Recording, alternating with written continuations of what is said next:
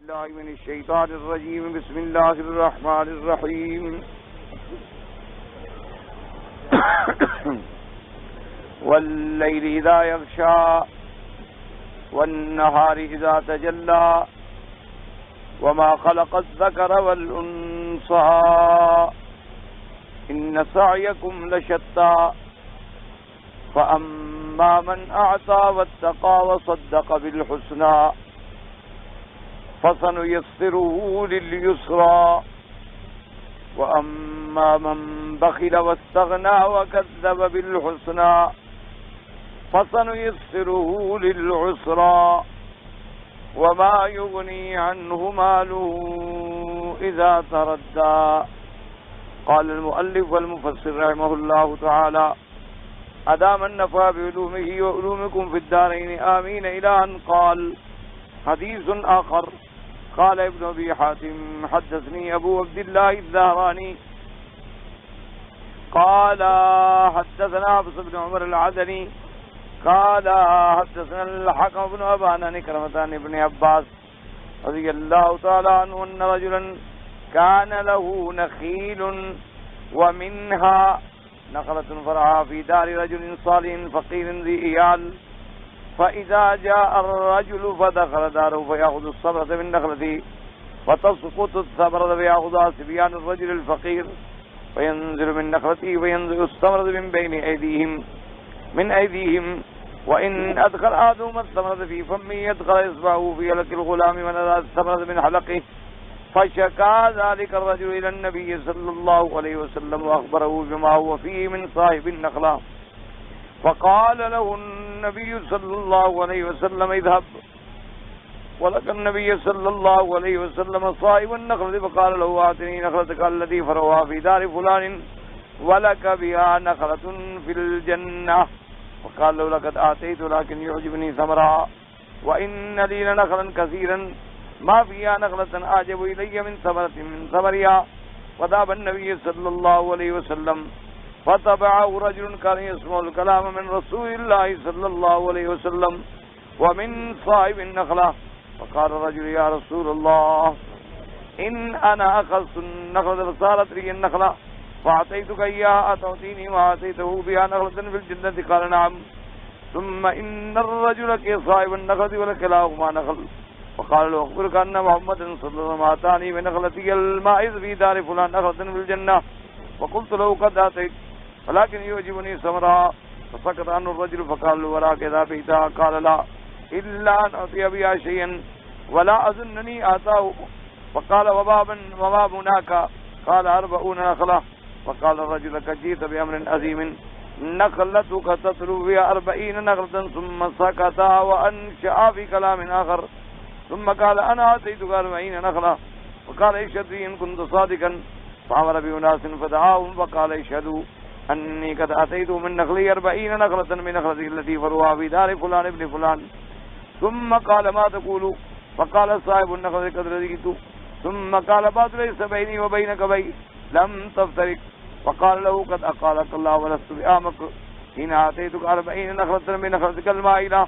فقال صاحب النخلة قد رضيت لا أن تؤتني 40 على ما أريد. قال تؤتنيها على ساكن. ثم مكث ساعة ثم قال هي لك على صياغ وأوقف له شهودا وعد له 40 نخلة على ساكن فتفرقا. فذهب الرجل إلى رسول الله صلى الله عليه وسلم فقال يا رسول الله صلى الله عليه وسلم إن النخلة المائز في دار فلان قصرت في فهي لك. فذهب رسول الله صلى الله عليه وسلم إلى الرجل صاحب الدار فقال له النخلة لك وليالك.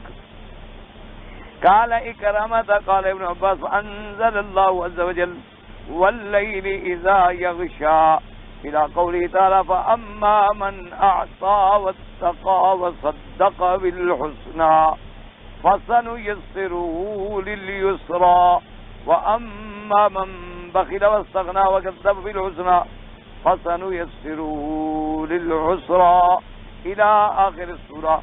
هكذا رواه ابن أبي حاتم وهو حديث غريب جدا. اب مفسر رحمۃ اللہ علیہ سورۃ اللیل کی ان آیات مبارکہ کی تفسیر میں دلائل احادیث مبارک سے ذکر فرما رہے ہیں ایک تو مقصود یہ ہے کہ یہ آیت مبارک جو ہے کس سبب میں یعنی شان نزول اس کا کیا ہے، اس میں مختلف روایات ہیں، لیکن ہمیشہ قاعدہ یہ ہوتا ہے کہ ایک آیت کا شان نزول جو ہے وہ متعدد بھی ہو سکتا ہے، یعنی یہ واقعہ بھی ہوا، یہ واقعہ بھی ہوا، یہ واقعہ بھی ہوا، اور اللہ نے قرآن کی یہ آیات جو ہیں اتاری، تو اس میں کوئی تعارض نہیں ہوتا، بلکہ شان نزول کے اندر یہ قاعدہ ہے کہ کبھی تو ایک واقعہ ہوتا ہے جو سبب نزول ہوتا ہے اس آیت کا، اور کبھی واقعات متعددہ ہوتے ہیں اور متقاربہ ہوتے ہیں، یعنی سب کا قریب قریب معاملہ ہوتا ہے، لیکن اللہ کی قدرت سے اتفاق سے یہ واقعہ بھی ہو گیا، یہ واقعہ بھی ہو گیا، یہ واقعہ بھی ہو گیا، تو اس لیے ایک تو اس میں کوئی تعارض نہیں ہوتا۔ دوسری بات اس میں یہ ہے کہ سب سے پہلی صفت جو اللہ نے بیان کی تھی اپنے بندوں کی وہ تھی اعطا، کہ فَأَمَّا مَنْ أَعْطَى، جو اللہ کے راستے میں خرچ کرے، کیونکہ جو لوگ سخی ہوتے ہیں اور اللہ کے راستے میں خرچ کرنے والے ہوتے ہیں وہ اللہ کو بڑے محبوب ہوتے ہیں۔ سخی انسان جو ہے وہ اللہ تبارک و تعالیٰ کے ہاں بڑا محبوب، اس کی وجہ یہ ہے، علماء کرام نے فرمایا ہے کہ حدیث مبارک میں بھی یہ حکم آیا ہے کہ ہر بندے کو چاہیے کہ وہ اللہ کی صفات اور اللہ کے اخلاق عالیہ سے استفادہ کرے۔ کیا معنی؟ اللہ کی صفت جو ہے کریم ہے، تو انسان کو بھی چاہیے کہ وہ کرم اختیار کرے۔ اللہ کی صفت جو ہے وہ رحیم ہے، تو بندے کو بھی چاہیے کہ اپنے سے جو کمزور ہو، اپنے سے جو چھوٹا ہو، جو ضعیف ہو، اس پہ رحم کرے، تاکہ وہ صفات جو ہیں اللہ تبارک و تعالیٰ کی، ان پر ایمان کامل ہی تو تب ہوگا جب آدمی اپنے آپ کو ان صفات سے متصف کرے گا۔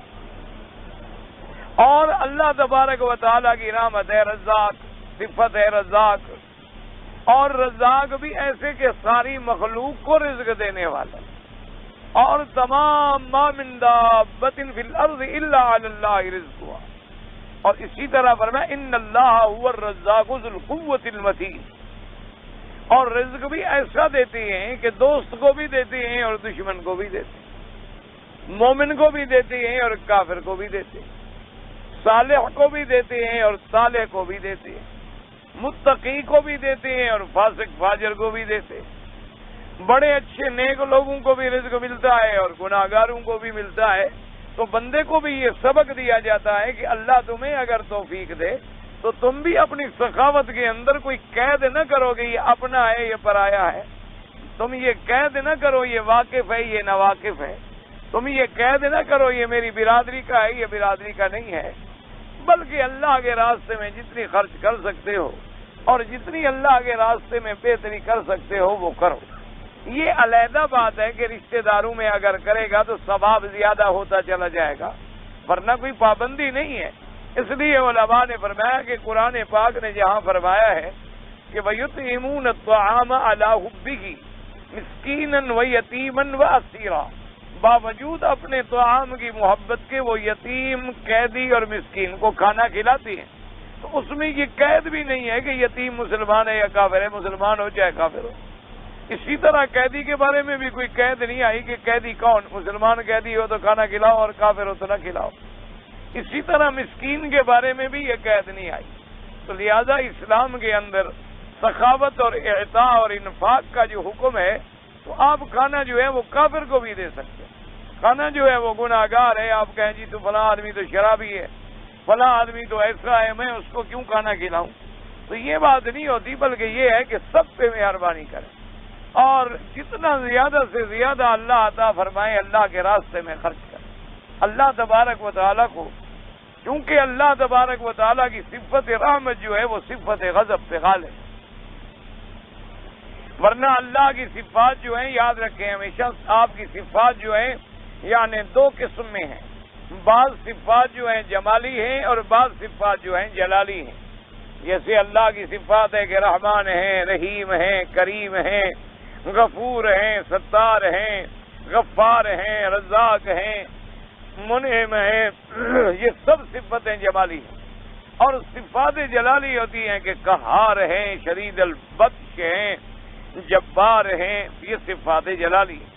تو صفات جمالی جو ہیں گویا وہ مظہر ہیں رحمت کا، اور صفات جلالی جو ہیں گویا وہ مظہر ہیں غضب کا۔ لیکن اللہ نے فرمایا کہ سبقت رحمتی علی غضبی، میری صفت رحمت جو ہے وہ غضب پہ سبقت لے گئی۔ بلکہ ایک حدیث مبارک میں آتا ہے کہ اللہ تبارک و تعالیٰ نے ایک بہت بڑی لوح ہے، بلکہ ایک روایت میں یہ آتا ہے کہ وہ آسمانوں اور زمینوں سے بھی بڑی ہے، اور اس پہ اللہ نے لکھ دیا ہے کہ ان رحمتی سبقت علی غضبی، کہ میری رحمت جو ہے وہ میرے غضب سے سبقت لے گئی۔ اسی لیے علماء نے فرمایا کہ آپ دیکھیں کہ اللہ تبارک و تعالیٰ کا جو عرش مبارک ہے، جس پر اللہ تبارک و تعالیٰ اپنے شان کے مطابق مستوی ہیں، تو وہاں بھی اللہ نے کوئی صفت جلال نہیں لگائی، بلکہ فرمایا الرحمن علی العرش استویٰ۔ اب اندازہ کریں کہ عرش یہ ایسا ہے کہ یعنی 7 آسمان ہیں، آسمانوں کے بعد کرسی ہے، اور کرسی کے بعد جو ہے وہ عرش ہے۔ تو عرش نے تمام چیزوں کو ڈھانپ رکھا ہے، اور عرش پر اللہ تبارک و تعالیٰ کی ذات مبارک ہے، جیسے اس کو زیبا ہے، جیسے اس کی شان ہے۔ ہمارا ایمان ہے کہ الرحمن علی العرش استویٰ، جیسے کہ سلف صالحین نے فرمایا ہے، لیکن من غیر تمثیل، اس کی ہم مثال نہیں دیں گے، کوئی تشبیہ بیان نہیں کریں گے کہ کیسے، کیونکہ اللہ تبارک و تعالیٰ مثل سے پاک ہے اور تشبیہ سے پاک ہے۔ تو اب میرے کہنے کا مقصد یہ تھا کہ گویا عرش نے ساری کائنات کو ڈھانپ لیا، اور عرش پہ کون ہے؟ الرحمن علی العرش استویٰ، اور وہاں اللہ نے یہ فیصلہ بھی لکھ دیا کہ میری رحمت میرے غضب سے سبقت فرما گئی۔ تو نتیجہ کیا نکلا کہ گویا ساری مخلوق کو اللہ کی رحمت نے ڈھانپ لیا۔ اور اسی طرح حدیث مبارک میں آتا ہے کہ اللہ تبارک و تعالیٰ کی رحمتیں جو ہیں 100، یعنی ایک سمجھانے کے لیے کہ 100 رحمتیں، اور حضور نے فرمایا کہ ان 100 رحمتوں میں سے صرف ایک حصہ رحمت کا جو ہے وہ اللہ نے ساری مخلوق کو دیا، صرف ایک حصہ۔ ایک حصہ جو ہے اسی رحمت کی وجہ سے باپ بیٹوں پہ شفیق ہے، اور ماں کی محبت ہے، استاد کا احترام ہے، اور یہ سارا جانوروں میں محبت ہے، پرندوں میں محبت ہے، انسانوں میں محبت ہے، اور جناب دیکھتے ہیں کہ کتنا پیار ہے، الفت ہے، توادد ہے، تعاطف ہے۔ یہ ساری مخلوقات میں صرف ایک حصہ ہے رحمت کا، اور حضور پاک نے فرمایا کہ اللہ نے 99 حصے جو ہے رحمتوں کے وہ اپنے عرش کے نیچے چھپا لیے ہیں، تاکہ ان کا اظہار جو ہے وہ قیامت میں ہوگا اپنے بندوں۔ تو جب ایک صفت رحمت پوری مخلوق میں یہ اثر دکھا رہی ہے، تو جب قیامت والے دن 100 رحمتیں ہوں گی، اس وقت پھر یہ ہے کہ اللہ تبارک و تعالیٰ کی رحمت کا اظہار ہوگا، اور اللہ تبارک و تعالیٰ اپنے بندوں پہ رحمت فرمائے۔ تو اب اس سے ہمیں ایک مسئلہ یہ بھی سمجھ آیا کہ جیسے عرش کے اوپر بھی رحمت لکھی ہوئی ہے، اور اسی طرح عرش کے نیچے بھی اللہ نے 99 رحمتیں چھپائی ہوئی، اور اسی طرح قرآن مقدس میں بھی آتا ہے کہ اللہ کا عرش جو ہے کیسی ہے؟ پانی پہ، اور وہ پانی ایسا ہے کہ اس کی موجیں زمین سے آسمان تک کے برابر ایک ایک موج ہے۔ اب پانی جو ہے تو گویا وہ بھی تمثیل جو ہے رحمت کی ہے۔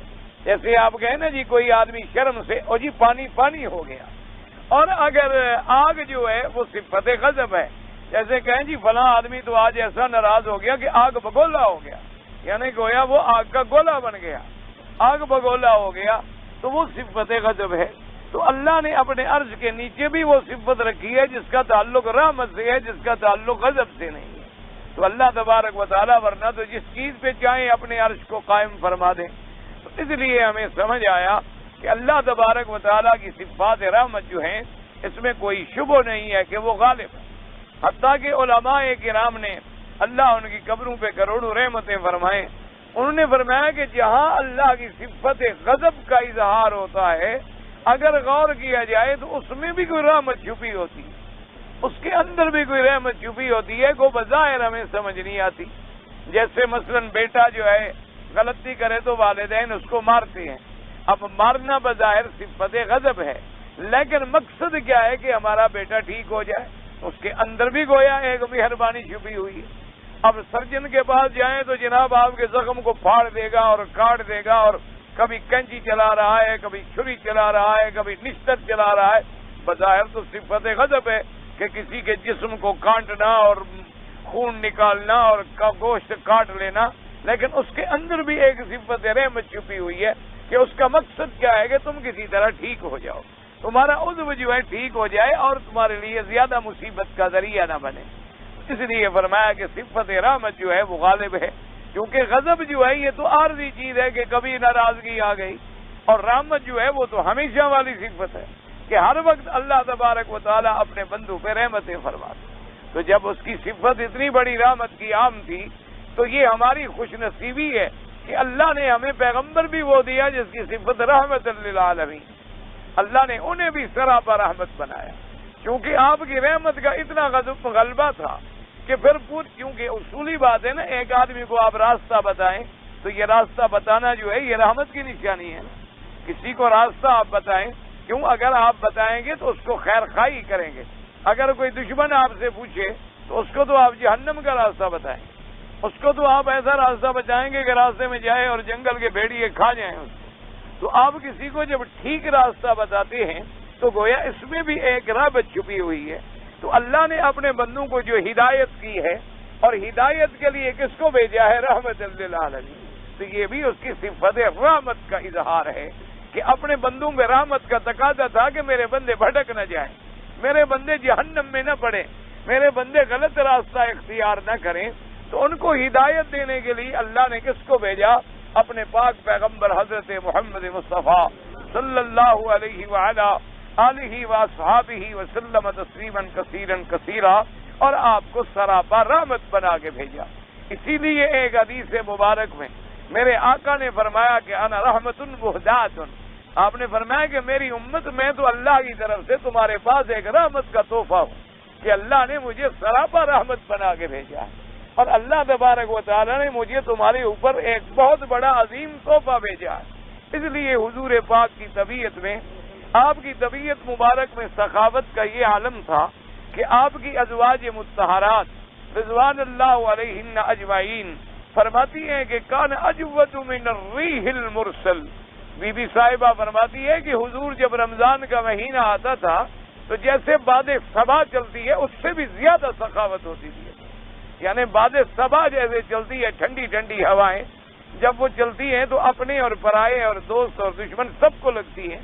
تو حضور کی فرماتی ہے سخاوت کا یہ عالم ہوتا تھا، معلوم ہوتا تھا کہ اس باد صبا سے بھی آپ کی سخاوت بڑھ گئی ہے کہ جو آ رہا ہے اسی پہ مہربانی ہو رہی ہے۔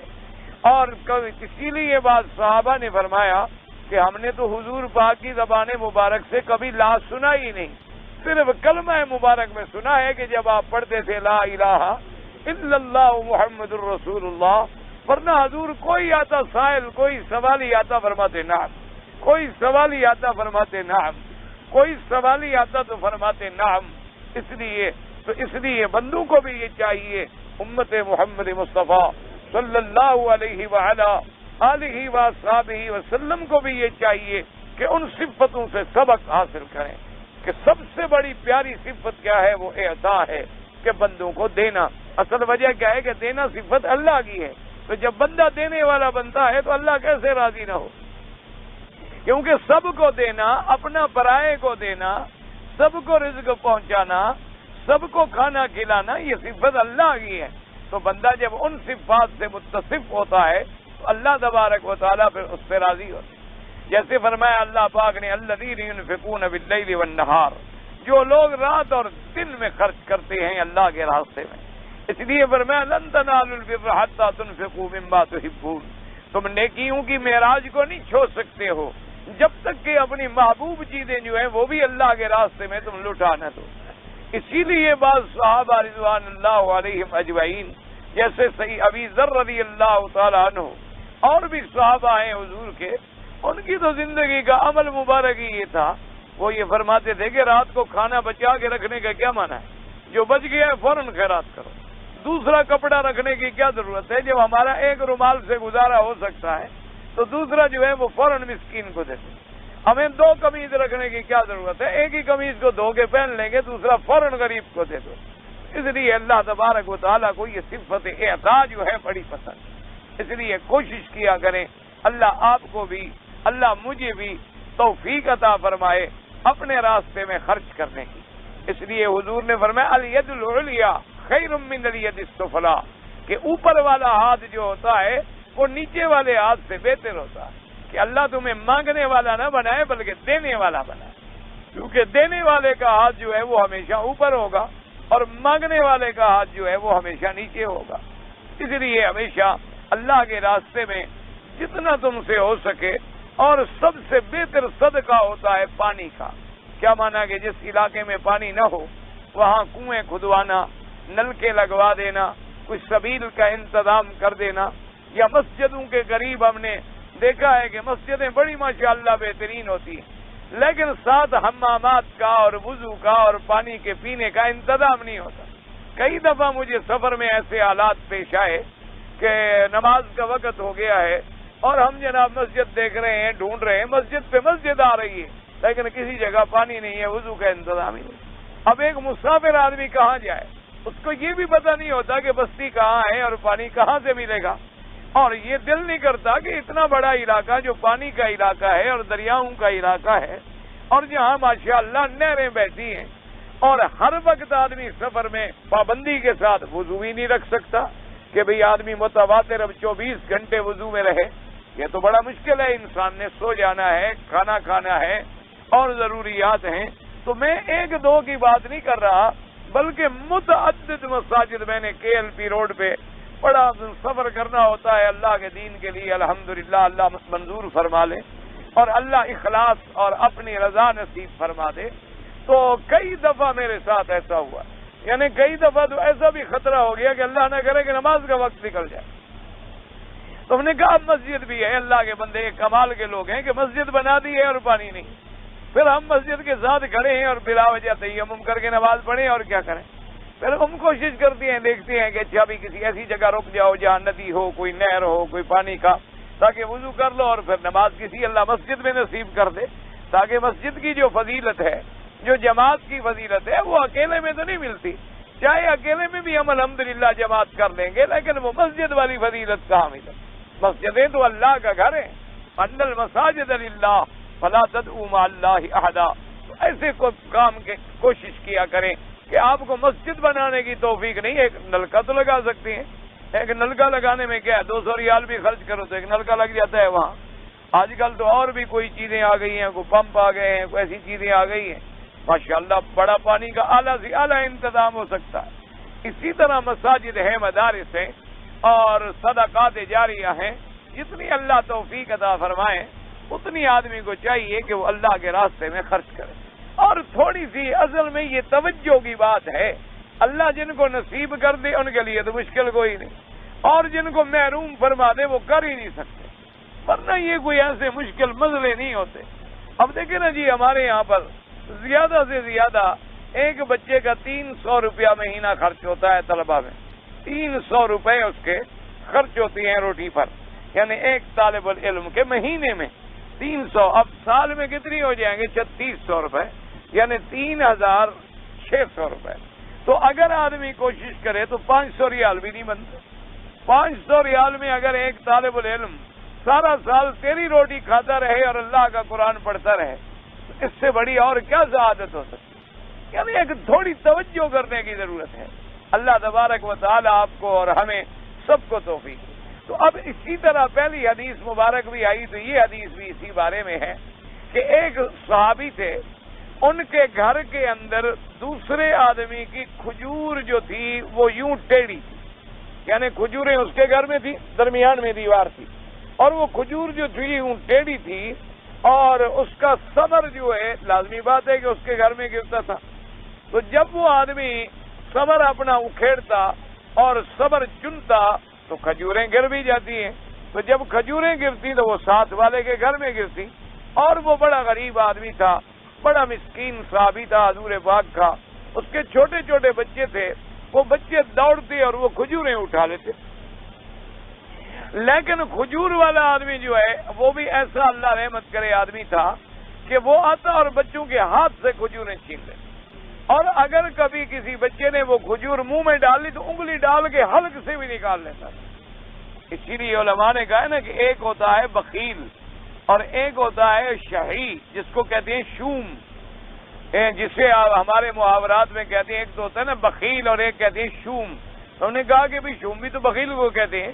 انہوں نے کہا کہ نہیں، بخیل تو وہ ہوتا ہے جو اپنا مال اللہ کے راہ میں خرچ نہ کرے، اور شوم وہ ہوتا ہے کہ خرچ دوسرا کرے وہ برداشت نہ کرے.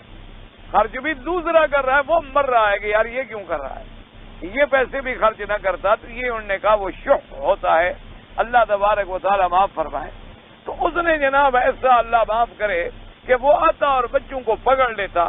تو اب وہ مسکین جس کے بچے تھے، اس بیچارے کے بچے روتے اور پیٹتے. اس نے آ کے حضور پاک صلی اللہ علیہ وسلم آپ کی خدمت میں درخواست پیش کی کہ یا رسول اللہ، میں ایک بڑی ابتلا اور مصیبت میں آ گیا ہوں کہ میرے گھر کے قریب ایک آدمی کی کھجور کا درخت ہے اور وہ میرے گھر کی طرف یوں مائل ہے، اور اس کی جب کھجوریں گرتی ہیں تو میرے چھوٹے چھوٹے بچے ہیں، اب ان کو کیسے قابو کیا جائے؟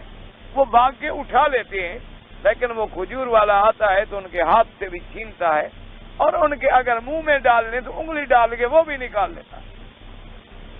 حضور صلی اللہ علیہ وآلہ وصحبہ وسلم تسلیما کثیرا کثیرا. اللہ کے کروڑوں صلاۃ و سلام ہوں آپ پر. آپ نے اسے بلایا اور فرمایا کہ بھائی تم ایک سودا کرنا چاہتے ہو؟ تو اس نے کہا جی فرمائیں. آپ نے فرمایا کہ اگر تم ایک کھجور جو ہے یہاں اللہ کے راستے میں خیرات کر دو تو اللہ تمہیں جنت میں کھجور کا درخت عطا فرمائیں. اس نے کہا جی بات تو خیر ٹھیک ہے، لیکن میری کھجور جو ہے نا وہ بڑی اچھی ہے اور اس کا پھل بہت اچھا ہے، اور میرے باغ میں جتنی کھجوریں ہیں نا ایسی کھجور ہے ہی نہیں. بات آپ بھی ٹھیک فرماتی ہیں، لیکن ذرا مشکل ہے مسئلہ، میں سوچوں گا. بہرحال اس نے بات نہ مانی اور بہانے سے ٹال گیا. ایک اور آدمی کھڑا یہ باتیں سن رہا تھا، تو جب وہ چلا گیا وہ آ گیا حضور کی خدمت میں. اس نے کہا حضور یہ جنت میں کھجور دینے کا جو وعدہ آپ فرما رہے تھے یہ صرف اسی کے ساتھ تھا یا اور کوئی آدمی اگر وہ کھجور کا درخت دے دے تو اس کو بھی جنت میں ملے گا؟ حضور نے فرمایا اس کو بھی ملے گا. اس نے کہا اچھا حضور پھر میں کوشش کرتا ہوں. وہ گیا خیر اس آدمی کے پاس. اس نے کہا بھی بات سنو، تم ایسا کیوں نہیں کرتے ہو؟ تمہارے پاس میں نے سنا ہے ایک کھجور کا درخت ہے، وہ بیچ کیوں نہیں دیتے ہو؟ لڑائی جھگڑا بھی ختم ہو جائے گا، وہ ساتھ کا ہمسایہ بھی پریشان ہے تم سے، اور تم بھی نہیں دینا چاہتے ہو. تمہارا بھی چلو کھجوریں کھاتا ہے تو نقصان ہوتا ہے، تو اس لیے بہتر ہے کہ تم بیچ ڈالو. وہ سمجھ گیا، تاڑ گیا. اس نے کہا کہ جی بیچ تو ڈالوں لیکن جو میں قیمت مانگتا ہوں وہ کون دے گا؟ میں جو قیمت مانگتا ہوں وہ میری کھجور ایسی ہے کہ اس جیسی کھجور ہے ہی نہیں دنیا. اس نے کہا چلو ٹھیک ہے بیچو، تم اپنی قیمت کا اظہار تو کرو. اس نے کہا میں ایک شرط پہ دے سکتا ہوں، اگر کوئی آدمی مجھے 40 کھجوریں بدلے میں دے. بخیل لوگوں کا تو پھر یہی کہتا ہوتا ہے نا. جیسے حضرت سلمان فارسی رضی اللہ تعالیٰ عنہ جب اپنے کافر کے پاس گئے اور کہا کہ اللہ کے بندے چلو تم مجھ سے تنگ آ گئے ہو کہ میں مسلمان ہوں اور میں نے حضور کا کلمہ مبارک پڑھ لیا ہے، تو تم مجھے آزاد کر دو، میرے ساتھ طے کر لو، بدلے کتابت طے کر لو کہ کتنی پیسے لوگے، تاکہ وہ میں محنت کر کے مزدوری کر کے یا ساتھیوں سے مدد لے کر تم کو دے دوں اور تم میری جان چھوڑ دو. میں بھی تم سے چھوٹ گیا اور تم مجھ سے چھوٹ گئے، ایک مسئلہ جو ہے تیرا اور میرا جو ہے وہ حل ہو جائے. تو وہ کافر بڑا سمجھدار تھا بدبخت، اور کافر دنیا کے معاملے میں تو بڑا کایا ہوتا ہے نا. دنیا کا معاملے میں تو کافر استاد ہوتا ہے، آخرت کا جاہل ہوتا ہے لیکن دنیا کا بڑا خبردار ہوتا ہے. آخرت کے معاملے میں جاہل ہوتا ہے. وَهُمْ عَنِ الْآخِرَةِ هُمْ غَافِلُونَ. آخرت سے غافل ہوتی ہیں لیکن دنیاوی معاملے میں بڑے خبردار. اس نے کہا حضرت سلمان رضی اللہ تعالی عنہ ایک طریقہ ہے تمہیں چھوٹ جانے کا. اس نے کہا کیا؟ اس نے کہا ایک تو مجھے اتنی چھٹانگ جو ہے وہ سونا دے دو، اور دوسری شرط میری یہ ہے کہ میرا تم نے باغ دیکھا ہے؟ اس نے کہا دیکھا ہے. اس نے کہا اس میں نئے کھجوروں کے پودے لگاؤ، اور جب وہ کھجوروں کے پودے لگ جائیں گے اور ان پہ پھل آ جائے گا پھر میں تمہیں آزاد کروں. اب اندازہ کرو، کہہ دی ایک تو مسافر ہیں، پھر ان کو زبردستی غلام بنا کے بیچ دیا گیا، ورنہ حضرت سلمان فارسی رضی اللہ تعالیٰ عنہ غلام تھوڑے تھے. حضرت سلمان رضی اللہ تعالیٰ عنہ وہ تو اسلام کی کشش میں آئے تھے، تو قافلے والوں نے زبردستی کی اور ظلم کیا کہ آپ کو غلام بنا کے بیچ ڈالا۔ وہ بڑے پریشان ہوئے اور حضور کی خدمت میں حاضر ہوئے۔ حضور نے فرمایا ماں بے گیا سلمان، کیوں پریشان ہو؟ اس نے کہا حضور میرا جو مالک ہے نا میری آزادی پہ راضی تو ہو گیا ہے، لیکن شرط ایسی لگا دی ہے کہ نہ شرط پوری ہوگی نہ مجھے آزادی ملے گی۔ آپ نے فرمایا کیا شرط؟ نے کہا جی مانگتا ہے 5 چھٹانک ایک اوقیہ سونا مانگتا ہے، میرے پاس ایک دھیلا نہیں اور ایک چھٹانک سونا میں کہاں سے لے آؤں؟ اور پھر چلو سونا بھی مجھے اللہ قادر ہیں دے دیں، لیکن کہتا ہے باغ لگاؤ، باغ جب پھل لائے گا، یہ نہیں کہ چلو بھی باغ لگا دیا جان چھوڑے، کہتا نہیں باغ لگا دو، کھجوریں پھل لے آئیں، جب پھل اترے گا پھر تمہیں آزاد کروں گا۔ حضور مسکرائے، حضور نے فرمایا سلمان کیوں غم کرتے ہو، وہ بڑا قادر ہے، وہ بڑا کریم ہے، سارے اسباب اللہ پیدا فرما دے۔ حضور نے سارے صحابہ کو بلا لیا، آپ نے فرمایا ابھی دیکھو بات سنو، حضرت سلمان جو ہے مجھے بڑا پیارا ہے۔ حضرت سلمان کو حضور نے فرمایا منا من اہل البیت، کہ سلمان جو گویا میرے گھر کا ایک فرد ہے، حضور نے ان کو اپنے گھر کا ایک فرد بنا لیا تھا۔ رضی اللہ تعالی عنہ وارضاہ، اللہ کی کروڑوں رحمتیں ہوں آپ پر۔ تو ان حضور نے فرمایا مجھے سلمان بڑا پیارا ہے، اور اس کا مالک جو کافر ہے وہ بڑا ظالم ہے، اور اس نے ان کے لیے بڑی شرط رکھی ہے، اگر ایک سے اڑ جائے گا اور کسی کو زور بھی نہیں لگانا پڑے گا، تو تم سارے مل کے جتنی تمہیں اللہ توفیق دے، کوئی 2 کھجوریں دے دے، کوئی 4 دے دے، کوئی 10 دے دے، جتنی توفیق ہو، وہاں جتنے موقع ہے زمین میں لگانے کا اتنی کھجوریں اس کو جمع کر دو۔ تو صحابہ نے کہا رسول اللہ میں 10 دیتا ہوں، اس نے کہا میں 20 دیتا ہوں، اس نے کہا میں 5 دیتا ہوں، کھجوریں تو وہیں بیٹھے بیٹھے پوری ہو گئی۔ حضور نے فرمایا سلمان اب یہ تمہاری ہمت ہے کہ گڑھے تم کھودو، اور گڑھے کھودنے کے بعد یہ کھجوریں پہنچ جائیں گی، لیکن تم لگانا نہیں، لگانے کے لیے مجھے بلا لینا۔ اور اسی دیر میں حضور بیٹھے تھے کہ ایک آدمی نے سونے کی ڈلی آگے پیش کی، حضور نے فرمایا یہ بھی تم لے جاؤ، یہ جا کر اپنے مالک کو دے۔ اس نے کہا حضور یہ تھوڑا سا ہے، وہ چھٹانگ مانگتا ہے ظالم، یہ تو بالکل تھوڑا سا ہے۔ آپ نے فرمایا تم لے تو جاؤ، تمہیں کیا ہے، تم اس کو لے جاؤ، باقی اللہ پاک مدد فرمائے۔ حضرت سلمان فرماتی ہیں کہ میں لے آیا اور وہ چھوٹی سی ڈلی دیکھنے لگا، کہنے کا ہے تو تھوڑا، میں نے کہا تھوڑا ہو یا زیادہ وزن کرو، تم جتنا وزن ہے وہ تو قبول کرو نا، باقی تمہارا ہم پورا کریں گے جتنی کم ہوگا۔ آپ فرماتے ہیں جب اس نے وزن کیا تو ٹھیک ایک چھٹانک ہو گیا، تو وہ چھوٹی سی ڈلی جو تھی اس کا وزن ہی ایک چھٹانک بن گیا۔ اس نے کہا یار یہ تو میرا وزن پورا ہو گیا ہے، لیکن اب بھی تمہیں چھوڑتا تو نہیں ہوں، باغ تو لگاؤ۔ میں نے کہا کہ ٹھیک ہے باغ بھی لگ جائے گا۔ 2-3 دن میں گڈھے تیار ہو گئے، حضور کو اطلاع دی، ایک ایک گڑھے میں حضور خود اترے اور اپنے ہاتھ سے کھجوریں رکھی۔ اس سے بڑی کوئی رحمت کی دلیل ہو سکتی؟ اسی لیے فرمایا نا کہ اللہ نے مجھے رحمت بنا کے بھیجا، کہ اپنے غلاموں سے کتنا پیار ہے، اپنے غلاموں سے کتنا شفقت ہے، اپنے غلاموں سے کتنا محبت ہے کہ ان کے لیے حضور خود اتر رہے ہیں اور ایک ایک کھجور لگا رہے ہیں۔ حضرت سلمان فرماتے ہیں اللہ نے ایسی برکت دی کہ وہ تو اسی چند مہینوں میں پھل آ گیا، تو اسی سال پھل آ گیا۔ تو میں گیا کافر کے پاس گیا، وہ باغ دیکھ لو پھل لگ گیا ہے کہ نہیں لگ گیا؟ انہوں نے کہا کہ ہاں پھل تو لگ گیا۔ میں نے کہا سونا تمہیں مل گیا؟ انہوں نے کہا مل گیا۔ انہوں نے کہا اچھا تم آزاد۔ اب شرط پوری ہو گئی۔ تو جو ظالم اور بخیل لوگ ہوتے ہیں نا پھر وہ ایسی شرطیں لگاتے ہیں۔ اس نے بھی سمجھ لیا کہ مجھے ایک کھجور کی 40 کون دیتا ہے؟ کون آدمی ایسا ہو سکتا ہے کم عقل کہ مجھے ایک کھجور کے بدلے میں 40 دے دے؟ تو اس نے کہا کہ جی میں مانگتا ہوں 40 کھجوریں۔ اس نے کہا یار 40 تو بہت زیادہ ہیں۔ اصل میں وہ پکا کرنا چاہتے تھے نا کہ کہیں یہ اس سے بھی نہ پھر جائے، کہیں پھر یہ 40 کا 80 کہہ دے تو مجھے تو دینی ہے، کیونکہ وہ تو دل میں سوچ کے بیٹھے ہوئے تھے نا کہ میں نے تو یہ سودا جنت کا کرنا ہے۔ تو انہوں نے کہا نہیں بھائی 40 تو خیر بہت زیادہ ہیں، تم کوئی معقول بات کرو، ایک کھجور کے 2 لے لو، 4 لے لو، یہ کوئی بات ہے کہ ایک کی 40 مانگ لو؟ انہوں نے کہا نہیں بس میرا مطالبہ 40 کا۔ خیر وہ بیٹھے رہے، ادھر ادھر کی باتیں کرتے رہے۔ تھوڑی دیر کے بعد نے کہا کہ اچھا اگر کوئی اللہ کا بندہ 40 دینے پہ تیار ہو جائے تو پھر تم وہ کھجور دے دو گے؟ اس نے کہا پھر کیوں نہیں دوں گا؟ اس نے کہا اچھا لوگوں کو بلاؤ گواہ ہو جائے میں 40 کھجوریں دیتا ہوں۔ اس نے کہا تم ٹھیک بات عقل سے کر رہے ہو؟ اس نے کہا عقل سے ہی تو کر رہا ہوں، سوچ سمجھ کے کر رہا ہوں۔ اس نے کہا چلو مجھے کھجوریں دو۔ نے کہا بلاؤ گواہ۔ گھر میں لے گئے، باغ میں لے گئے، 40 کھجوریں گن کے دے دی. اس نے کہا وہ ایک کھجور جو ہے وہ تمہاری ہو گئی. اب جناب وہ صحابی دوڑے دوڑے حضور کی خدمت میں آئے. انہوں نے کہا حضور وہ کھجور میں نے لے لی ہے، وہ میں نے خرید لی ہے بلا کا، وہ میں نے آپ کو دے دی ہے حضور، اب وہ آپ کی ملکی ہے، اب آپ جانے اور آپ کا کام. حضور نے فرمایا گھر والے کو بلاؤ.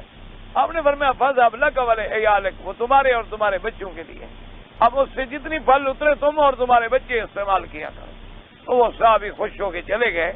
تو بعض روایات میں آتا ہے کہ اللہ نے پھر یہ صورت اتاری کہ جو لوگ اللہ کے راستے میں دیتے ہیں، اللہ سے ڈرتے ہیں اور آخرت پر یقین رکھتے ہیں، تو اللہ ان کے لیے آسان کر دیتے ہیں کام. اور جن لوگوں نے تکذیب کی اور بخل کیا اور اللہ سے بے پرواہ ہوئے، اللہ پھر ان کے لیے بھی وہ جہنم والا رستہ آسان کر دیتے ہیں. لیکن مفسر فرماتی ہیں کہ یہ روایت ہے غریب، لیکن بہرحال کیونکہ یہ فضائل میں ہوتی ہے اس لیے محدثین اور مفسرین رحمت اللہ علیہم اجمعین اس کو نقل فرما دیتے ہیں. تو اس لیے مفسر فرماتی ہیں کہ ایک آدمی تھا اور ان رجلا کان لہ، اور اس کا نام بھی نہیں آیا کہ کون تھا. فرماتی ہیں اس کی ایک شاخ جو تھی فی دار رجل صالح فقیر ذی عیال، آدمی بڑا صالح تھا، فقیر تھا اور بچوں والا تھا. جب وہ آتا اور اس کے کچھ دانے گر جاتے، فیاخذھا صبیان الرجل الفقیر، وہ فقیر کے بچے جو تھے اٹھا لیتے، وہ اپنی کھجور سے اترتا اور آ کے وینزع الثمرۃ من ایدیہم، ان کے ہاتھوں سے وہ پھل چھین لیتا. اور وان ادخل احدہم الثمرۃ فی فمہ، اگر کسی بچے نے کوئی اندر دانہ ڈال لیا ہوتا تو وہ کیا کرتا کہ وہ آنے کے بعد ادخل اصبعہ فی حلق الغلام، انگلی ڈال کے اس کے حلق سے وہ بھی نکال لیتا. فشکا ذلک الرجل الی النبی صلی اللہ علیہ وسلم، حضور پاک کی خدمت میں اس نے آ کے شکایت کی اور آ کر آپ کو خبر دی کہ میرے ساتھ یہ ہو رہا ہے. وہ جو کھجور والا تھا جب حضور کو ملا، آپ نے فرمایا آتنی نخلتک التی فرعها فی دار فلان ولک بہا نخلۃ فی الجنہ، کہ تم وہ کھجور کا درخت مجھے دے دو اور جنت کا ایک درخت لے لو. ایک آدمی اور بھی یہ باتیں سن رہا تھا، اس نے کہا کہ ہاں ایسی بات تو ٹھیک ہے لیکن مجھے اس کا پھل بڑا پسند ہے. ایک آدمی اور یہ باتیں سن رہا تھا.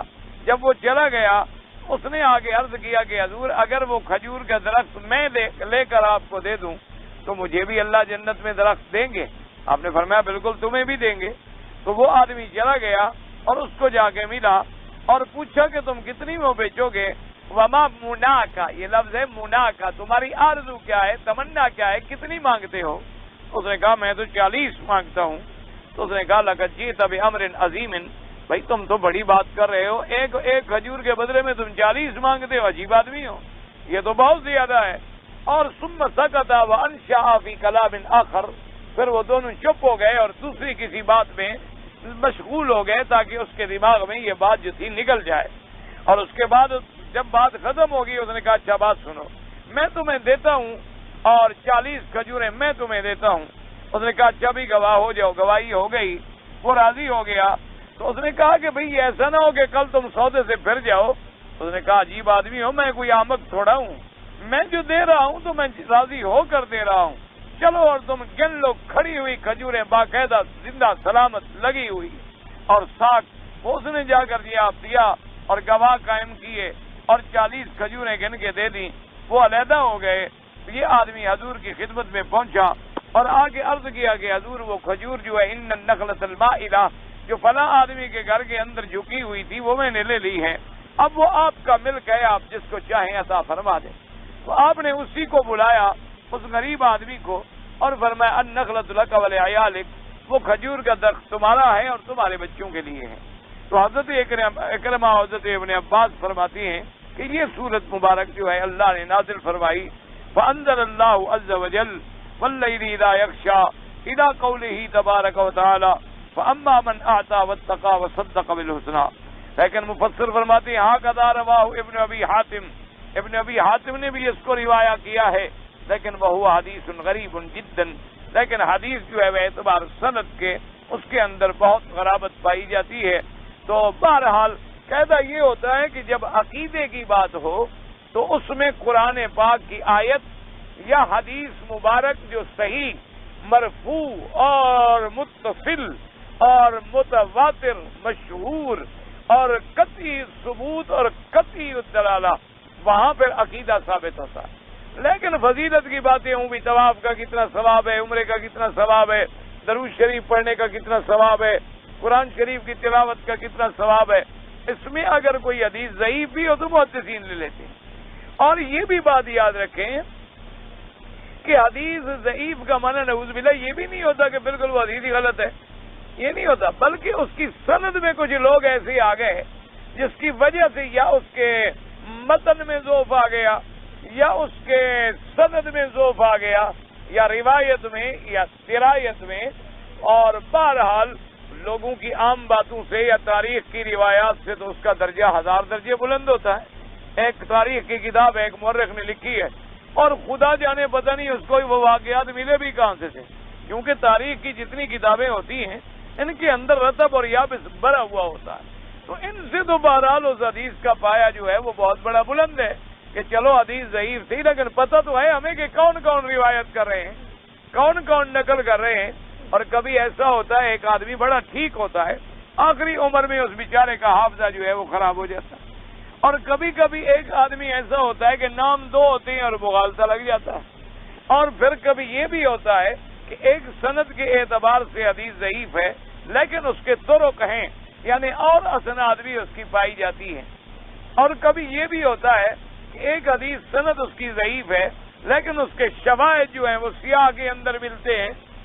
تو بہرحال اس لیے محدثین کرام رحمت اللہ علیہم اجمعین، اللہ ان پہ اپنی کروڑوں رحمتیں نازل فرمائے، وہ ضعیف حدیثوں کو فضائل اعمال میں ذرا رعایت کرتے ہیں۔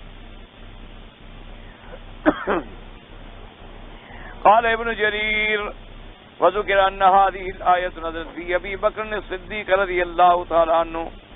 حضرت ابن جریر رحمت اللہ علیہ نے یہ لکھا ہے کہ یہ آیت مبارک جو ہے دراصل نازل ہوئی ہے سیدنا ابی بکر میں رضی اللہ تعالی عنہ، کہ حضرت سیدنا صدیق رضی اللہ تعالی عنہ، کیونکہ آپ کی سخاوت بھی تو مشہور تھی کہ آپ نے اپنا سارا مال جائیداد سب کچھ حضور پہ لٹا دیا، جیسے کہ صحیح روایات میں موجود ہے کہ بی بی اسماء اور بی بی عائشہ یہ دونوں بہنیں ہیں رضی اللہ عنہ،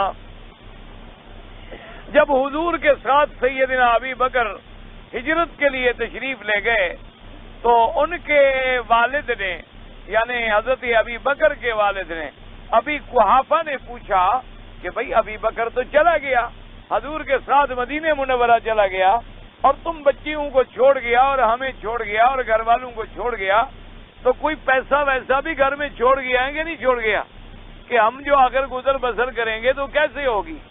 تو اب بیویاں کہتی ہیں کہ سیدنا ابی بکر نے تو گھر میں کچھ نہیں چھوڑا تھا، کوئی چیز نہیں تھی، ہم نے پھر یہ کیا کہ کچھ پتھر اٹھا کے ایک صندوق میں رکھ دیے اور اس کے اوپر کچھ کپڑے شپڑے بھی رکھ دیے، کیونکہ دادا نابینا ہو چکے تھے آخری عمر میں، اور ان کو لا کر صندوق پر ایسے اوپر سے ہاتھ رکھوا کے ہلا دیا کہ ابا جان فکر نہ کرو یہ بھر کے چھوڑ گئے ہیں۔ تو دادا نے کہا اچھا اچھا الحمدللہ ماشاء اللہ لقد ترک خیرن کثیرن، ماشاء اللہ ابو بکر بہت چھوڑ گیا بہت چھوڑ گیا، اب کوئی فکر نہیں ہے، تم سوال تو نہیں کرو گے نا لوگوں سے، تو کوئی بات نہیں ہے۔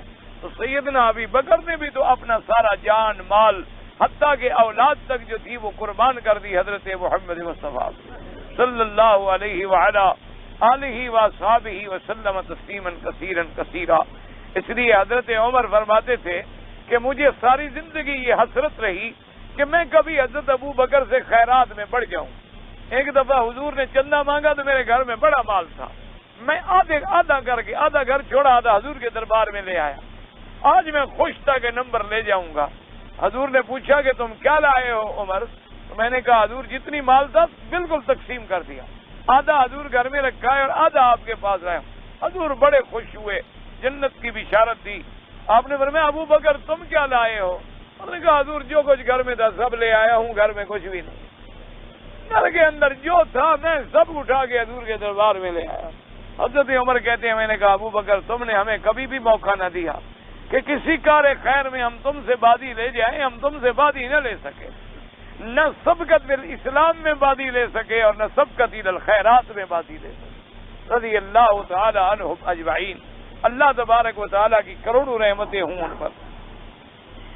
فرماتے ہیں حدثنا ہارون بن عبد ادریس الاسم قال حدثنا عبد الرحمن بن محمد المحاربی قال حدثنا محمد بن اسحاق محمد بن عبد الله بن محمد بن عبد الرحمن بن ابي بكر الصديق رضي الله تعالى عنه ان عامر بن عبد الله بن الزبير قال كان ابو بكر رضي الله تعالى عنه ينطق الاسلام مكة وكان ينطق جائز النساء اذا سن وقال له ابو اي بني على قتاتك ناسا ضعفا فلو انك تاتك رجال جلدا يقومون معك ويمنعونك ويدفعون عنك فقال اي ابد انما اريد اظن قال ما عند الله قال فحدثني بعض اهل بيتي ان هذه الايه انزلت فيه. اب جناب فرماتے ہیں کہ حضرت ابو بکر رضی اللہ تعالیٰ عنہ غلام خریدتے، عورتیں خریدتے، غلام عورتیں جو ہوتی تھی بوڑھی بوڑھی ضعیف جن کو کافر ستاتے تھے، خرید کر کے آزاد کرتے تھے. ایک دفعہ ان کو اپنے والد نے بلایا اور انہوں نے فرمایا کہ میں دیکھتا ہوں تم بڑے غلام آزاد کرتے ہو، لیکن اگر غلام آزاد کرتے بھی ہو تو جلدا یعنی اقویا بڑے طاقتور نوجوان غلام آزاد کیا کرو تاکہ کبھی تمہیں ضرورت پڑے تو تیرے کام بھی آئیں. یہ جو تم بوڑھے اور بوڑھی عورتیں اور ضعیف لوگ خریدتے ہو اور آزاد کر دیتے ہو، پیسہ بھی خرچ کر رہے ہو اور بوڑھے لوگ کیا فائدہ دیں گے تمہیں. تو حضرت صدیق نے عرض کیا کہ آپ بتا ما اريد ما عند اللہ، فرمایا کہ ابا جان مجھے اپنا فائدہ نہیں چاہیے، میں تو وہ چاہتا ہوں جو میرے اللہ کے پاس ہے. مجھے اللہ کی رضا چاہیے، مجھے جنت چاہیے، مجھے ایسی چیزوں کی کوئی ضرورت نہیں ہے کہ کل کو یہ میرے کام آ سکے. اسی لیے بعض علماء نے بڑا عجیب نقطہ لکھا ہے. اب دیکھو نا جی، سورۃ واللیل کے بعد انشاءاللہ اگر زندگی رہی اور اللہ نے نصیب کیا تو آگے سورت کون سی آئے گی؟ سورۃ والضحیٰ. اچھا، اور سورۃ والضحیٰ جو ہے وہ اس میں تو کوئی شبہ ہی نہیں ہے نا کہ وہ سیرت محمد مصطفیٰ میں حضور صلی اللہ علیہ وسلم کی شان میں اتری ہے. اور بعض علماء نے فرمایا کہ دیکھو اللہ کی شان دیکھو، جن کو اللہ نے قرآن میں بھی ملا دیا. پہلی سورت ابو بکر کے حق میں ہے اور دوسری سورت حضرت محمد مصطفیٰ کے حق میں، یعنی اللہ نے قرآن میں بھی ملا دیا ہے حضرت ابی بکر کو حضور کے ساتھ. تو جب اللہ قرآن میں بھی ملا دے تو کوئی جدا کر سکتا ہے؟ کوئی ان کو علیحدہ کر سکتا ہے؟ اللہ نے زندگی میں بھی ملا دیا، سفر میں بھی ملا دیا، حضر میں بھی ملا دیا، قبر مبارک میں بھی ملا دیا، قرآن میں بھی ملا دیا، اور قیامت میں پھر حشر میں بھی ملا دیا. تو یہ لوگ تو بدبخت ہیں بیچارے جو سیدنا ابی بکر کے مقام کو نہیں سمجھ سکے.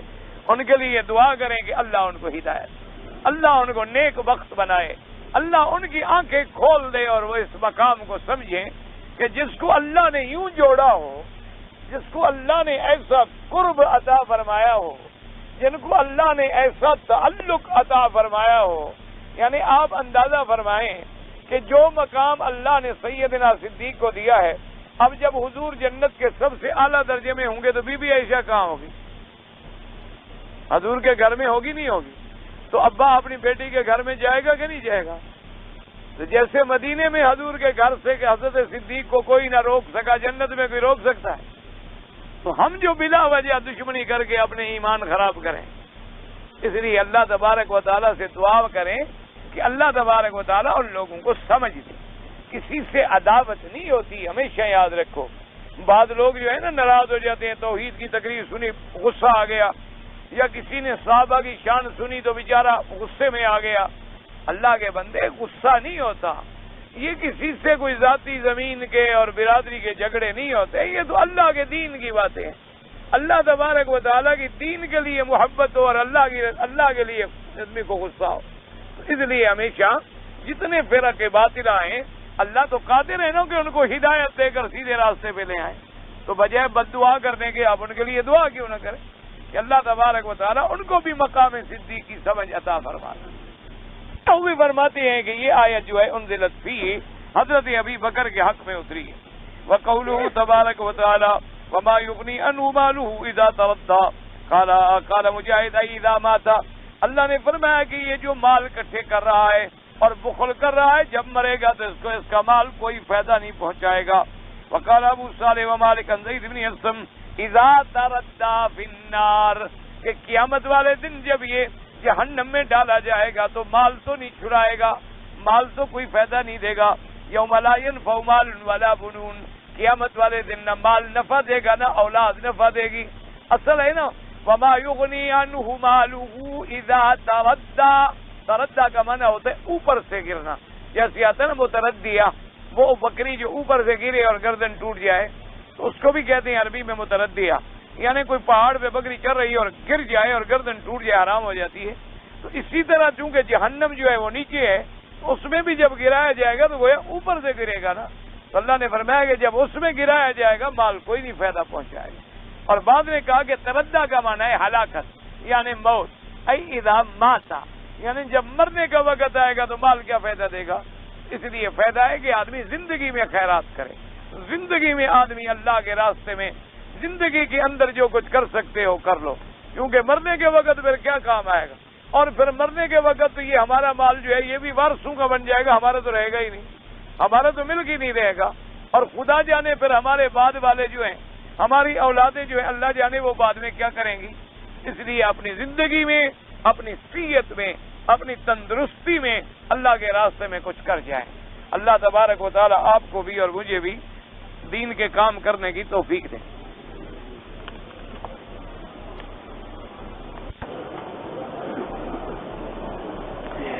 مرد اور عورت نے مدینہ شریف سے احرام باندھا، ٹھیک ہے، سمجھ آ گئی بات.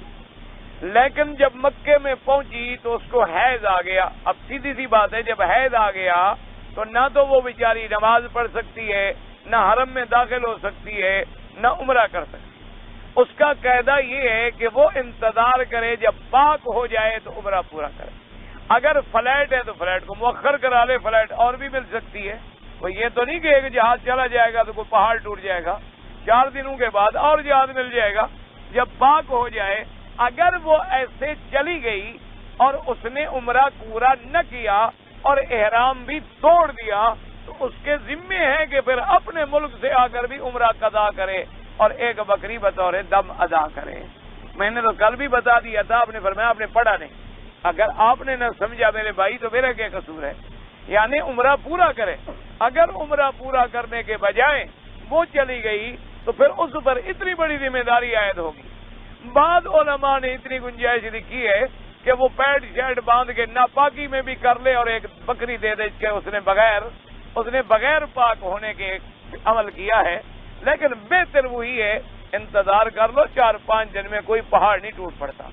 آپ رہ جائیں اور سیٹ جو ہے انشاءاللہ آپ کو دوبارہ مل جائے گی. جب عورت پاک ہو جائے غسل کر لے، غسل کرنے کے بعد وہی احرام ہے. یہ نہ سمجھا کرو کہ رومال کھول دیا تو احرام کھول دیا. رومال عورت کے لیے کوئی احرام شہرام نہیں ہوتا. وہ گویا احرام میں ہے. پاک ہونے کے بعد طواف کرے، صفا مروہ دوڑے، بال کٹائے، فارغ ہو گئی، پھر اپنے گھر چلی جائے.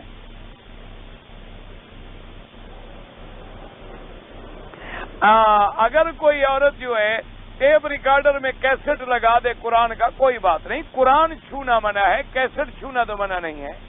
اسی لیے یہ قاعدہ ہوتا ہے نا کہ اگر قرآن کے اوپر کپڑا ہے یا قرآن کے اوپر جلد ہے اس کو تو آپ چھو سکتے ہیں، یعنی قرآن پاک کو نہیں چھو سکتے. تو کیسٹ بھی تو ایک علیحدہ ڈبیا ہے، اس کے اندر ایک وہ ریل سی ہے، اس کے اوپر ایک چیز ٹیپ ہے، اس کو ہاتھ لگانا، ڈالنا، نکالنا کوئی بات نہیں. کہتا ہے جی کہ پیر و مرشد پکڑنا جو ہے اسلام میں ضروری ہے. کوئی ضروری نہیں. اگر ضروری ہے تو کہتے ہیں یہاں پیر و مرشد کون ہے؟ مرشد کا کیا معنی ہوتا ہے؟ راستہ دکھلانے والا. تو جتنے علماء ہیں یہ سارے مرشد ہیں. تم پیر مرشد کس کو سمجھتے ہو؟ جس کی گردن موٹی ہو، حلوہ زیادہ کھاتا ہو نہ. پیر مرشد کا کیا معنی بابا؟ پیر مرشد کا معنی حضور کا غلام، حضور کا متبع، قرآن حدیث پڑھنے والا، قرآن حدیث پڑھانے والا، سنت رسول بتلانے والا، دین کے کام سکھانے والا، وہ پیر ہوتا، وہ مرشد ہوتا. تو جتنے علماء ہیں اصل میں تو وہ پیر ہیں، اصل میں تو وہ مرشد ہوتے ہیں جو ہمیں رات دن ارشاد کرتے ہیں، ہمیں سیدھے راستے کی ہدایت کرتے ہیں. اگر تمہارے دماغ میں کوئی پیروں کا کوئی خاص تخیل ہے تو اس کا اسلام میں کوئی تعلق. باقی اگر کوئی اہل سنت والجماعت اور صحیح معنوں میں متبع سنت ایسا شخص ملے، اس کے اگر بیعت کرو، تعلق رکھو، بالکل رکھو، کوئی بھی انکار نہیں کرتا. اور اگر کسی نے نہیں رکھا کوئی بات نہیں، رات دن قرآن جو سن رہا ہے یہی تعلق ہے. اور تعلق کا کیا معنی ہوتا ہے؟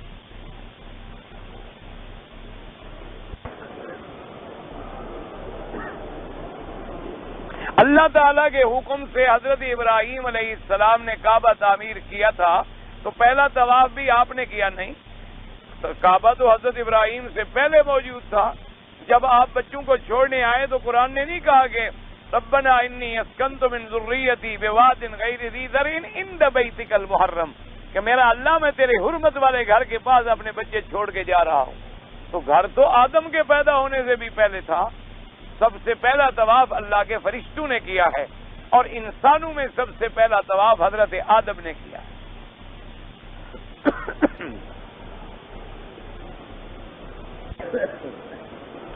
بعض حضرات کہتے ہیں کہ میں مدینہ شریف جا رہا ہوں، مدینہ منورہ حضور کی زیارت کے لیے، تو بعض علماء کہتے ہیں کہ تم کہا کرو کہ میں مسجد نبوی کی زیارت کی۔ ایک علمی بات ہے، مسجد نبوی کو فضیلت کیوں ملی ہے؟ مسجد نبوی کس کی مسجد ہے؟ تو بات کیا ہوئی؟ یہ تو صرف ایک علمی مسئلہ ہے کہ حضور نے فرمایا کہ آدمی 3 مسجدوں کے علاوہ کسی چیز کے لیے سفر نہ کرے، ایک مسجد الحرام، ایک مسجد اقصی اور ایک مسجد نبوی صلی اللہ علیہ وسلم، کہ لا تشد الرحال الا الى 3 مساجد۔ پر میں اور کسی کے لیے، ایک آدمی کہے جی میں دہلی کی مسجد جاتا ہوں، ایک آدمی کہے جی میں لاہور کی شاہی مسجد کی زیارت کو جاتا ہوں، ایک آدمی کہے جی میں فیصل آباد میں جاتا ہوں یا اسلام آباد میں فیصل مسجد کی زیارت کے لیے سفر کرتا ہوں، وہ ناجائز ہے۔ یا کوئی کہے جی میں کسی قبر مبارک کے لیے سفر کرتا ہوں، حضور نے فرمایا منع ہے۔ تو فرمایا کہ جب آئیں تو ان 3 میں سے کسی کی نیت کریں۔ تو جب ہم مسجد نبوی کی نیت کریں گے تو سارا کچھ مدینہ بھی آ گیا، مسجد بھی آ گئی، ہر چیز آ گئی۔ اصل تو وہی۔ اچھا، کبھی ایسا بھی ممکن ہے کہ آپ حضور کی زیارت کو جائیں اور مسجد میں نہ جائیں؟ ایسا ہے کوئی طریقہ؟ ہاں، یہ علیحدہ بات ہے، تم دور سے کھڑے ہوئے دیکھ کے بھاگا ہو۔ اللہ ہمیں تو محروم نہ کرے۔ اللہ تبارک و تعالی ہمیں حاضری ہمیشہ نصیب کرے، ہر مسلمان کو نصیب کرے، اور اللہ ہر مسلمان کے دل میں حضور کی محبت پیدا فرما دے، اور ہمیں کوئی ذرہ قطرہ محبت کا نصیب فرما دے۔ تو بہرحال یہ ایک علمی مسئلہ ہے کہ نیت کیا ہو، حدیث کے مطابق مسجد نبوی کی نیت۔ ہمیں آ گئی بات، باقی کوئی بات نہیں۔ مسجد نبوی میں ہم کیوں جا رہے ہیں؟ جب تک حضور مدینہ نہیں گئے تو ہمیں مدینہ سے کوئی پیار تھا؟ مدینہ منورہ میں جب تک حضور نہیں گئے تو مدینہ تو یہ صرف کہلاتا تھا، اور جو لوگ جاتے تھے مدینہ یہ صرف کی بستی میں بیمار ہو جاتے۔ یہ سارا شرف جو ملا ہے تو حضور کے جانے کے بعد ملا ہے۔ یہ جو عظمت ملی ہے، یہ جو آپ کو شرف ملا ہے، تو حضور صلی اللہ علیہ وسلم کے جانے کے بعد ملا ہے۔ ورنہ اگر حضور تشریف نہ لے جاتے تو کیا تھا؟ یا جہاں حضور تشریف نہیں لے گئے اس جگہ سے ہمارے لیے کون سی محبت ہے، کون سی عقیدت ہے؟ اس لیے یہ علمی مسئلے ہوتے ہیں اور لوگ جھگڑے بنا لیتے ہیں۔ اللہ تبارک و تعالی جھگڑوں سے بچائے اور اللہ علم کے مطابق چلنے کی توفیق دے۔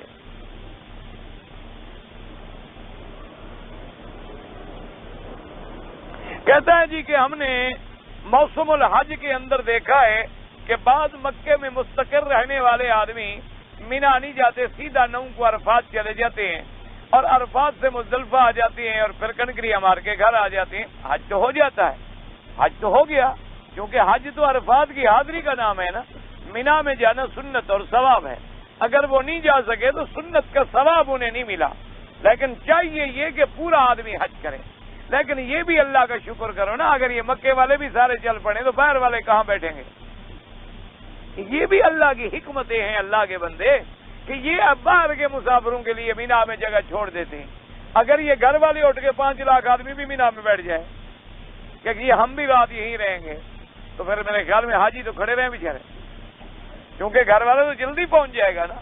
اس لیے اچھی بات ہے، کوئی عرفات جاتا ہے، کوئی مینا جاتا ہے، کوئی صبح جاتا ہے، کوئی دوپہر کو جاتا ہے، کوئی ظہر کو جاتا ہے، کوئی عصر کو جاتا ہے، تو سب کی گاڑی چل رہی ہے اور اللہ سب کا حج منظور فرما رہے ہیں۔ کریں کہ اللہ مجھے والدین کو حج کرانے کی توفیق دے، اللہ سب کو والدین کی خدمت کی توفیق دے، والدین کی اطاعت کی توفیق دے، اور والدین کو حج کرانے کی بھی توفیق دے۔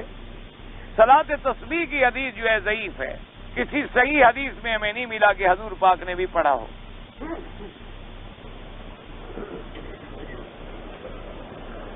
ہم ہر وقت آپ کے لیے دعا کرتے ہیں، کوئی بد دعا کرتا ہے، کوئی دعا کرتا ہے، اسی لیے تو گاڑی چل رہی ہے۔ بڑی مہربانی، اللہ آپ کو جزائے خیر دے۔ بھئی جب پرچی کا جواب ہو جائے نہ پھاڑے بیچارہ تو کیا کرے، اب رکھتا جائے تو کہاں رکھے۔ اگر ایک آدمی مقروض ہے، وہ مالی صدقہ بیچارہ نہیں کر سکتا، لیکن صدقے کا جذبہ ہے، کرنے کی نیت ہے، لیکن ہے غریب۔ ایک حدیث میں آتا ہے کہ اللہ تبارک و تعالیٰ فرمائیں گے ملائکہ کو کہ میرے اس بندے کی تہجد لکھ لو ساری زندگی۔ فرشتہ عرض کرے گا اللہ میاں اس نے تو ایک رات بھی نہیں پڑھی، اور آپ فرماتے ہیں کہ ساری زندگی کی تہجد لکھ دیں۔ فرمایا نیت روز کرتا تھا، غریب اٹھ نہیں سکا، نیت کرتا تھا بس لکھ دو، میں نے اس کو دے دیا۔ تو تم صدقہ کر نہیں سکتے، جذبہ تو ہے نا، اس کا بھی اللہ تمہیں خیرات صدقہ دیں گے۔ اور اگر نہیں کر سکتے، پانی پلا دیا، السلام علیکم کر لی، کسی اندھے کو راستہ گزار دیا، کسی مسکین معذور کا ہاتھ پکڑا اور سڑک پہ پہنچا دیا، یہ بھی خیرات ہے۔ بندہ والدہ کا حج کر سکتا ہے، بالکل کر سکتا ہے۔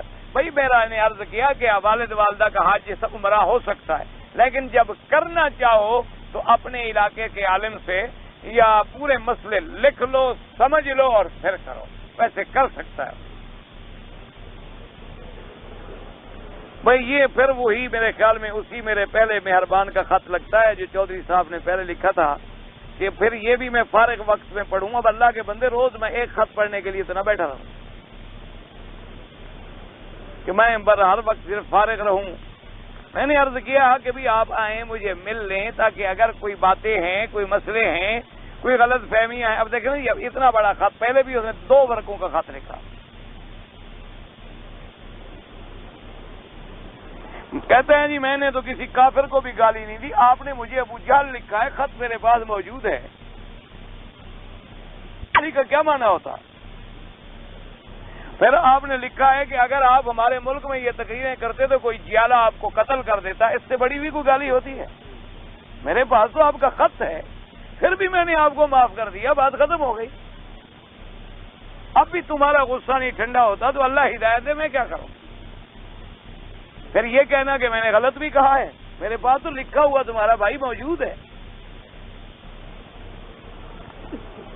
اب ہماری قوم کو تشبیہ مشرکین سے دیتے ہیں، جو شرک کرے گا، میں کیوں تشبیہ دیتا ہوں؟ جو بھی شرک کرے گا مشرکین کے برابر ہوگا، جو نہیں کرے گا نہیں ہوگا۔ میں تو نہیں کہتا کہ فلاں آدمی کافر مکے کے برابر ہے، میں یہ کہتا ہوں کہ اللہ معاف کرے کہ جیسے ان کے زمانے میں شرک تھا وہی شرک آج ہمارے ہاں بھی موجود ہے۔ جو جس کے ساتھ کام کرتا ہے اس جیسا خود بنتا ہے۔ یہ نہیں ہوتا کہ میرے کہنے سے وہ مکے والا کافر بن جائے گا۔ آدمی کے اعمال دیکھے جائیں گے کہ کیا اعمال ملتی ہے۔ بھئی اگر انہوں نے 360 بت رکھا تھا، کوئی بت کو سجدہ کرے تو کافر ہے، اللہ کے نبی کو سجدہ کرے تو کافر ہے۔